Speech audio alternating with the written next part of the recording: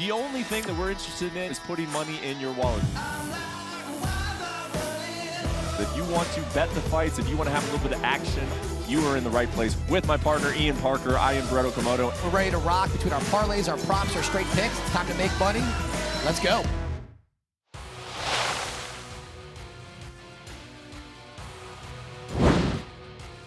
That's right, it is that time of the week for UFC Best Bets for a UFC Fight Night taking place in that building right there. Very familiar, the UFC Apex in Las Vegas, Nevada, which will play host to a welterweight main event between Vicente Luque and the former lightweight champion Rafael Dos Anjos. And we are here to discuss all of it, as always, from a gambling perspective. Hello, everybody. I am Brett Okamoto, reporting to you from Las Vegas, and that is Ian Parker, who is back home in Florida to discuss everything about this card. Of course, we're going to go through the prelims, the main card, the co-main, the main. We're going to give parlays. We're going to give props. We're going to give a little bit of everything, just like we did last week in Nashville. And we had a pretty good week, didn't we, Ian? Take it away. I'll let you brag a little bit about how you did at UFC Nashville.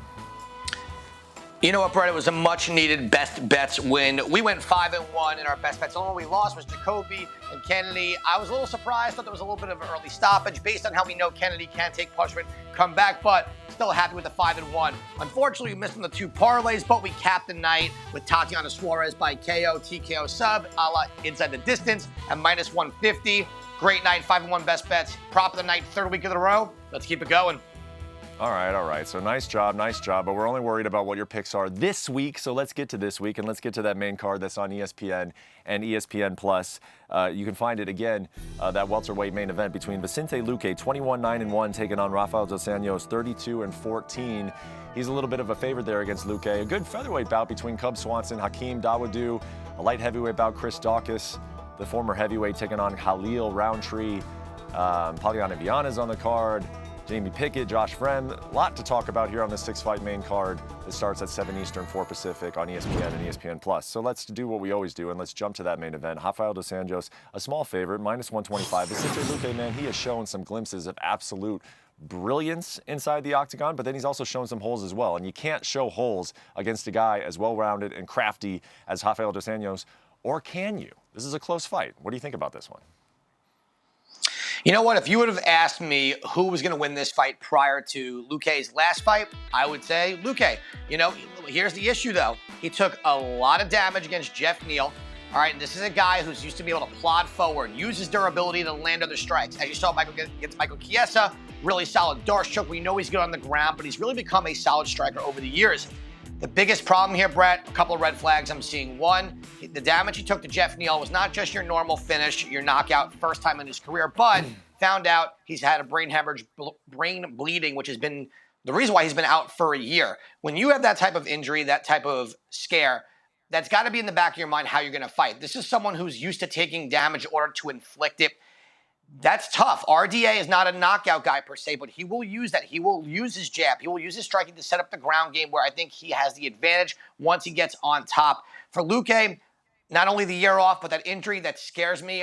Again, it's hard for him to just be that same zombie-esque type of fighter when in the back of your mind, if I take another shot to the head, what does that mean? Now, I know he's cleared, but we've seen this before. It usually doesn't pay well. For me, I'm going with Rafael Dos Anjos here.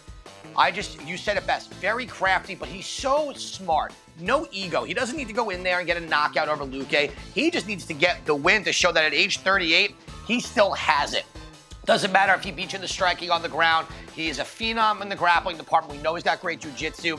I think this fight, he stays away from the power of Luque, takes the fight to the floor, and kind of grinds this out. Let's go RDA for the win.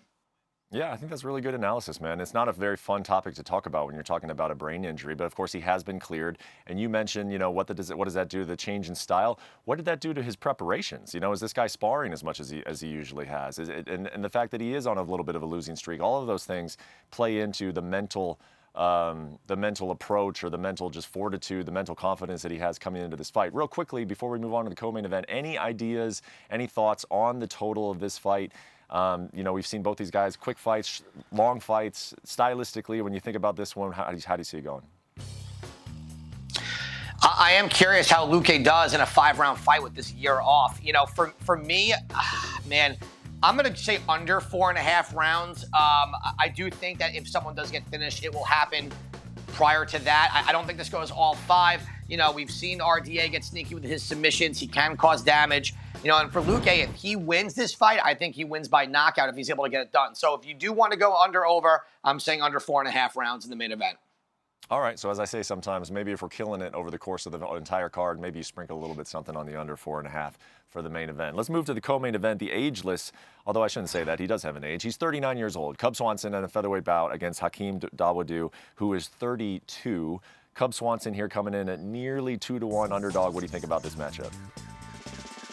I think this is a tough outing for Cub Swanson here, especially with Dawodu coming off a very solid performance. Look, Swanson is going to be the tough fighter he always is. Good striker, capable on the ground, but he's fighting someone who's younger, a better kickboxer, and underrated ground game here. You know, do I think this fight goes a little further than people expect? You know, we've seen Cub either get finished or finish between rounds 1 and 2. I think this fight goes a little bit further than that. I do see Dawodu getting the win here. I think Swanson's durability may play a factor because Dawodu has not really been finishing people on the feet, with his legs maybe, not with his feet or with his hands, pardon me. You know, so for me, I think this fight's going to start round 3. We're getting that at -165. I'm going to go with that one for this fight. All right, -165 there to start the 3rd round in the co-main event. Let's move on to the quick picks on the rest of the main card. We'll start with Khalil Roundtree taking on Chris Daucus. These are two names who had a little bit of momentum, had a little bit of, I wouldn't even call it hype, but just interest earlier in their careers. They both hit some hiccups along the way. What do you think of this one with Khalil Roundtree at -175? Oh, I love Khalil Roundtree in this spot. I think he's getting the ideal matchup to get another win here, an exciting one too. Look, Daucus fighting at heavyweight. His last 3 fights, all lost by TKO or knockout. I don't know how the weight cut's going to be for him. I don't know if he's going to be able to handle the power of getting touched on the chin. And he doesn't use his ground game at all. So if Khalil Roundtree can keep the fight standing, it's a kickboxing fight. To me, that's Khalil Roundtree's opportunity to shine. And I think Daucus is going to take a step away from the UFC and have to work his way back. All right, perhaps a stylistic mismatch there in the light heavyweight bout. Let's move to the strawweight division. You got Pollyanna and Vienna taking on 21-year-old Yasmin Lucindo, who is a -190 favorite here in this one. Do you think Vienna is a little bit of value on the underdog, or are we taking the 21-year-old? Man, you know what? I like Lucindo here. I just don't like the number. If you don't mind paying the juice, I think she's just better everywhere. And look, Pollyanna's tough. She comes out of the gate very fast. We saw in her last fight the knockout over Jinh Yu Fry. I just don't see that happening against Lucindo. For me, if you're going to play this one, -190, I wouldn't go any higher, but I'll lean there for her. All right, not going any higher than -190. Let's move to the middleweight division where you got AJ Dobson taking on Tafon Njoukwi. What do we think of this matchup here? Njoukwi -150. You know what? Tafon lost his last 2 fights. One of them was a knockout in the first round. And Dobson's a good wrestler. He could use that here. He's going to have a reach advantage, I believe, also. So I don't mind playing the dog. If you want to do a safer play on DraftKings, you get him at +3.5 means he's got to win 1 round across every scorecard if he were to lose a decision, or he's got to win in general. All right, and then rounding out the main card, you got Josh Fremd taking on Jamie Pickett, who comes in at +275. Any interest in taking Jamie Pickett here, or are we going with Fremd?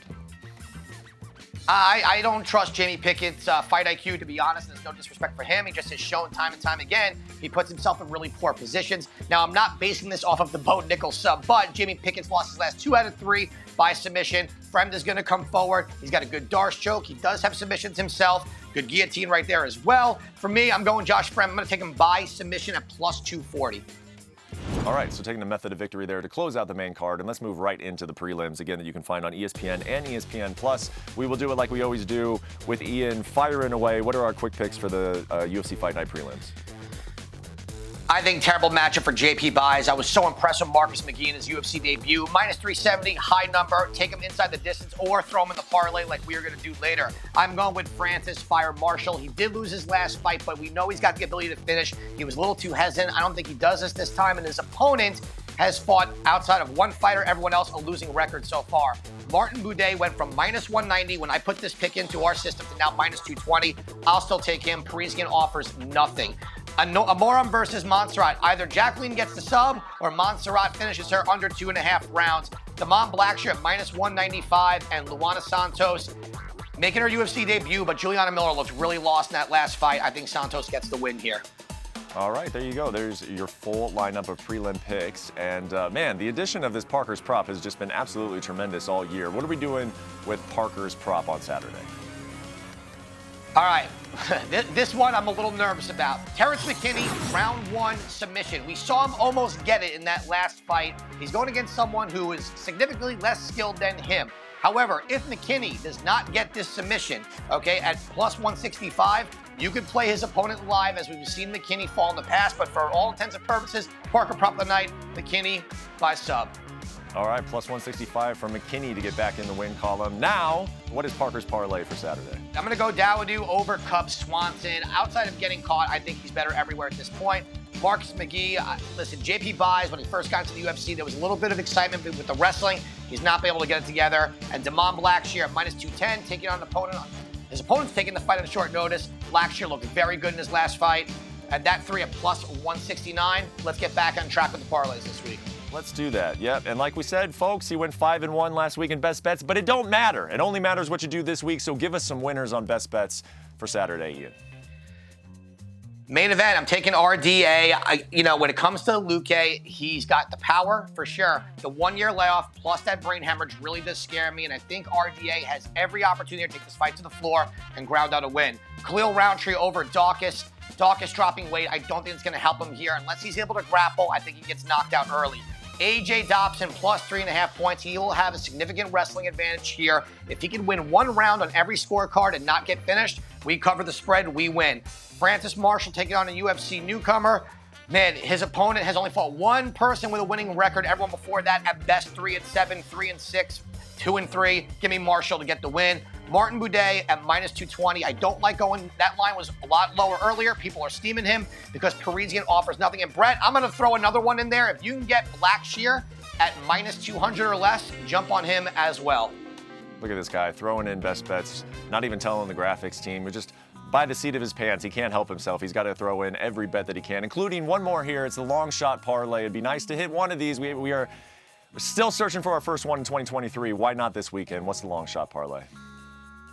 You know what? I went a little bit of a different way here. I went by 3-way method of victory, and the number is really awesome. AJ Dobson by decision at plus 500 really is intriguing to me because his opponent has lost by decision before, and for me, Dobson, if he wins, by decision. Josh Fremd, he's going to push forward. Pickett's last 2 out of 3 fights lost by submission. I think he can take the back. I think he can get a rear naked choke there. And Marcus McGee, I'm a little surprised at this one. His last fight, he won by submission. We're getting a really crazy number at plus 600. So, Brett, I'll let you do the odds in that number, but it's only 3 fights. But method of victory, we hit that. I think we'll cover and make up for a year's worth so far, if not hitting a long shot.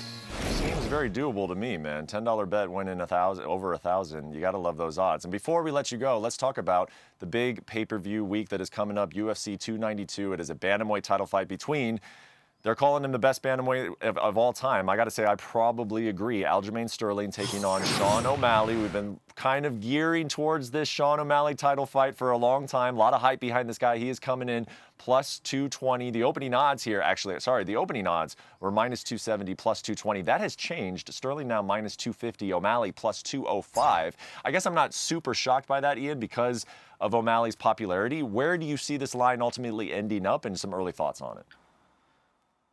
I mean, look, I'll be honest with you here, Brett. If this line falls anywhere close to minus 200, you got to hop on Aljamain Sterling here. He's very smart. He avoids the big power shots, and he's going to have a huge advantage in the grappling department. And once the fight turns into a wrestling match, Aljo just does not make mistakes. Now, O'Malley is a good fighter, okay? But against Petr Yan, I'm sorry, he did not win that fight.